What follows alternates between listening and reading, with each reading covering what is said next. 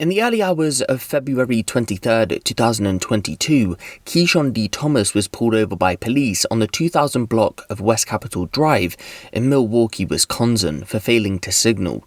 What you're about to see throughout this video is that initial traffic stop and body cam footage along with CCTV of the events that unfolded in the hours and eventual days after his arrest. Keishon appears to cooperate throughout his time with police but would sadly go on to die in their custody. Alright, what's going on with I also saw you put your hazards on? Is everything okay? I don't think I put my hazards on. Oh, okay. She probably was trying to grab my phone and probably hit the button. Okay. Yeah, that's all. Get your ID on you, boss? I don't. I can show you like I can just get your name and everything real quick. Hold on. I can show you identification. Let me just get your name. Hold on 1 second. He was picking me up from the east side. He's bringing me at 27th and Atkinson. 27th and Atkinson? Yeah. Okay, hold on 1 second. Let me just get this notebook out. Just tell me your last name. It'll be easier, sir. Yes, sir. Common? Common spelling? Yeah. First.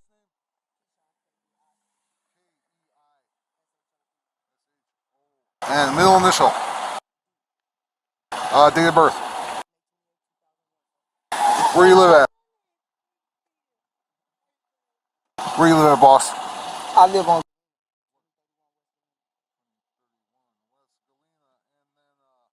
What's your phone number?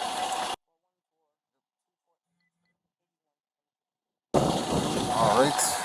And do you have insurance on the vehicle? No, I don't think so, sir. Is the vehicle list to you? Yeah, just got it. Just got it? Please, 4067 North 4, Unit A. We have a female caller stating she believes someone's trying to get into her home. My teacup. 4067 You say something, miss? I was asking him if I could take my teacup. Oh, yeah, absolutely.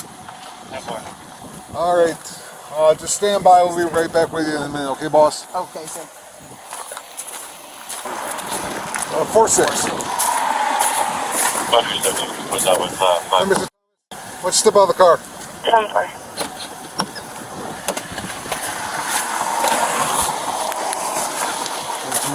Put your hands behind your back.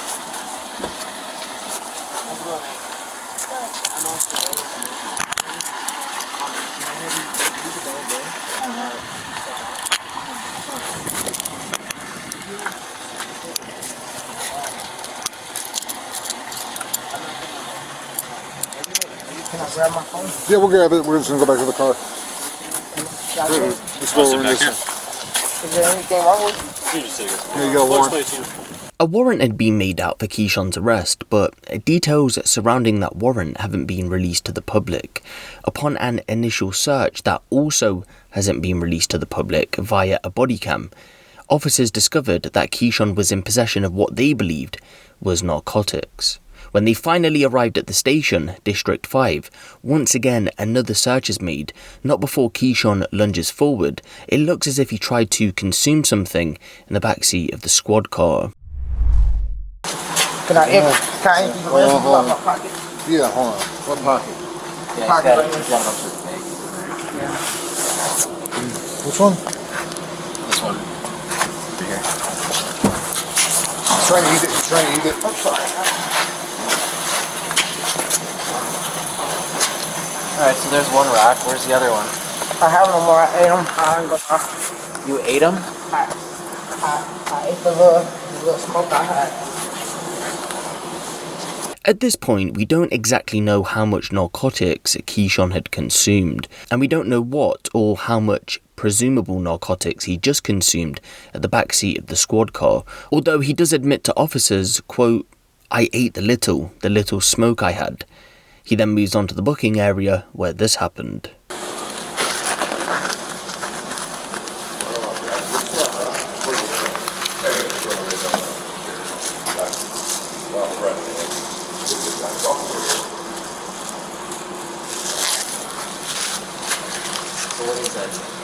Just here that I caught.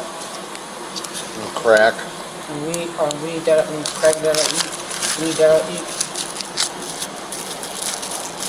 But honestly, I only had one piece. She shared with me. She what? She shared with me. My auntie. I got out the car. It's not your auntie. It is. You guys are like the same age. How can that be your aunt? You know how old she is? She's 41. How old are you? I'm only 20. In the money? No, I just came from gambling with my cousin, and that's when my mom called me. I think she's gonna get hurt.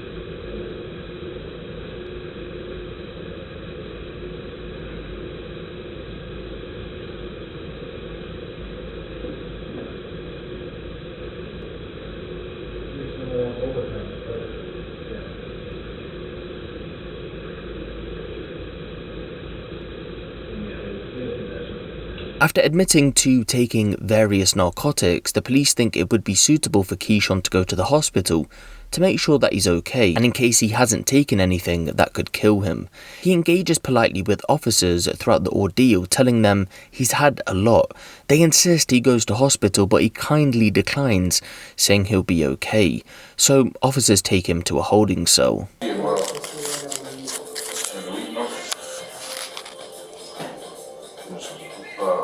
One rack and then one ecstasy pill.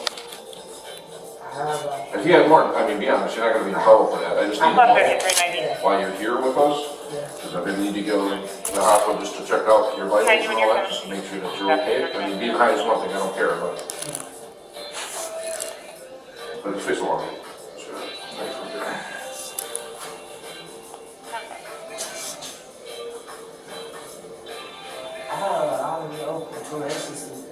What's that? You have a lot? I think we should just do some, after. Should I go and answer? I don't know, but. Yeah, I know you don't want to, but, I mean, like, how many ecstasy pills did you have? I mean, did you shove some in your mouth when the officer stopped you, or? Huh? 1.5. The ones I threw away when he asked me, I threw on the ground. So that's probably what he's on. So you're being honest. One rock, 1.5 ecstasy pills, and just weed. Yeah, I did get the And that was an hour before they stopped you. Yes, sir. Nothing since then. No.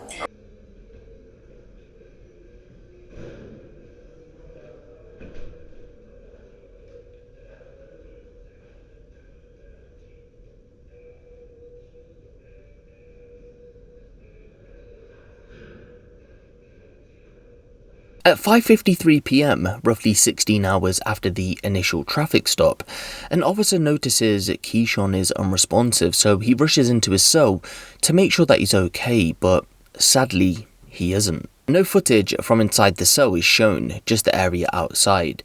You might have noticed some of the footage cutting off, and this shouldn't be a cause for concern because the MPD explained that this is due to the cameras being motion activated. However, when the footage resumed, the officer was seen running from the cell and pushed the alarm, which notified other officers. "Get in here," it was reported he yelled. This was followed by a swarm of officers entering the scene. On body cam not released to the public, one officer shouts, "Narcan." Another, "I'll get medical on the radio." Narcan, for anyone who doesn't know, is an emergency antidote to an opiate overdose. It's literally a lifesaver. But sadly, after attempting life-saving measures, Keishon would go on to be pronounced dead a short while after he was discovered. Keishon's official cause of death, as I'm recording this video, has yet to be determined, and all officers involved in the incident were placed on full suspension, according to police. But at the time, the family, their friends, wanted answers. To them, they were yet to understand the circumstances, backed up by body cam footage and CCTV. So 2 days later, Keishon's friend, 23-year-old Darreon Parker-Bell, marched himself down to the District 5 police station. He proceeded to ask police about information surrounding his friend's death. It was, to him, suspicious, given the information known. Police had just stated it was for medical reasons as to why he died, but given the fact that Keishon was healthy, young and active, they assumed wrongdoing in the case. When police told Darreon they couldn't give any information out yet because it was an ongoing investigation, he decided to do this.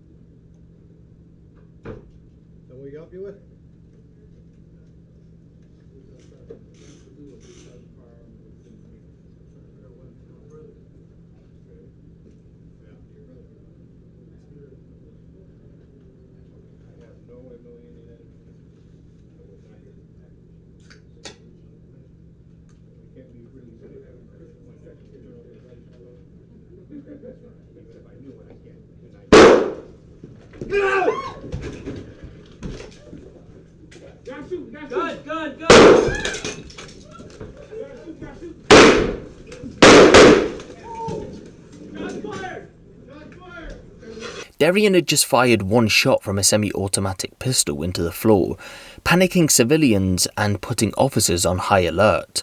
The officer rises back to his feet, but this is followed by another shot towards him, shattering the glass partition. He then fires a third shot across the counter. A gun battle had just taken place inside the police station in broad daylight. Luckily, no one within the station was injured. Darreon would soon flee the scene and police would give chase.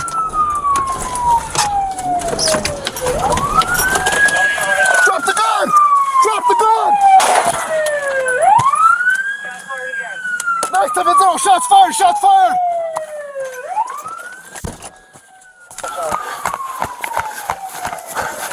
Drop the gun! Drop the gun!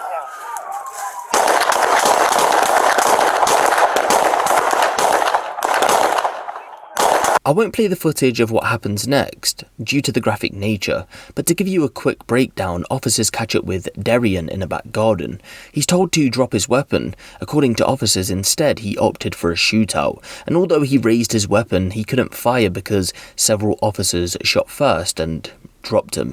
He was then arrested, taken to the hospital, where he would go on to make a recovery, and was charged with attempted first-degree intentional homicide and 7 counts of first-degree recklessly endangering safety. Darreon told officers from his hospital bed he hoped police would have returned fire and killed him. He's currently in custody with bail set at $500,000. So this case shows us that although we've seen a lot of situations in where people have died in police custody and people wanting answers because of the circumstances, we should wait for those answers, especially if it's just 2 days into the police investigation anyway. Darreon was said to have been at breaking point when finding out his good friend had died, and I'm assuming he went there for 1, on a suicide mission. He couldn't live without his friend, but for 2, maybe he felt like the police were responsible for his death. But now, Darreon is sitting in a cell because he didn't allow the investigation to develop and allow some time to pass to receive some answers.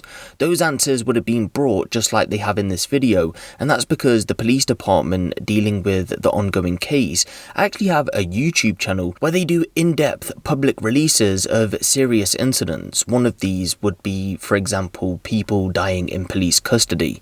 If he had waited a short while, he would have come to find out that this had been a case of what police believe right now is a drug overdose rather than the police going on to kill him. For now though, these are all the updates surrounding this case so far, and if I do get any updates surrounding this investigation, as always, I will keep you guys posted on this one. For now though, give the video a like for more crime related content like this, and make sure you hit the subscribe button if you haven't. It's been me, Huncho, and I'll see you in the next one.